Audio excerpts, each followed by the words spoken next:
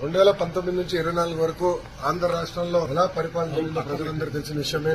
ఆనాడు ప్రతిపక్ష నేత కానివ్వండి, ప్రజాప్రతినిధులు కానివ్వండి, ఇతర పార్టీ నాయకులు మేమందరం కూడా ప్రజల తరఫున ప్రజల సమస్యలపైన పోరాడాలని వెళ్ళినప్పుడు అడుగడుగునా మమ్మల్ని ఇబ్బంది పెడతాం జరిగింది.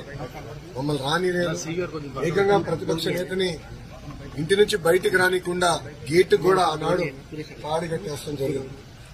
మేము ప్రెస్ మీట్ లో గత ప్రభుత్వాన్ని నిలదీస్తే కావాలని మా పైన కేసులు పెడతాం కానివ్వండి, ఏకంగా మా పార్టీ ఆఫీస్ పైన దేవాలయంగా భావించే తెలుగుదేశం పార్టీ కేంద్ర కార్యాలయం పైన దాడి చేశారు, గన్నవరం పార్టీ ఆఫీస్ పైన దాడి చేశారు.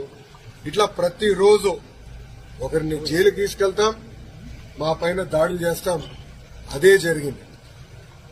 నేను ఆనాడు ప్రజలందరికీ చెప్పాను.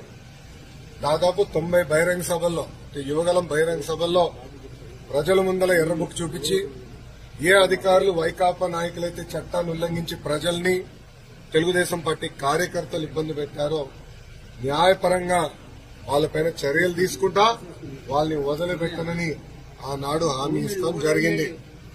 మొన్న కావాలని ఒక దళితుడిని కిడ్నాప్ చేసి కేసు విత్డ్రా చేయించారు ఇక్కడున్న మాజీ శాసనసభ్యుడు. ఆ కిడ్నాప్ కేసే ఈరోజు, ఆ కిడ్నాప్ వల్లనే ఈరోజు ఆయన జైలుకి వెళ్లే పరిస్థితి. అన్ని వాస్తవాలు బయటకు వస్తాయి. మాకు దాంట్లో ఎలాంటి సందేహం లేదు. న్యాయబద్దంగా అన్ని చర్యలు మేము తీసుకుంటాం.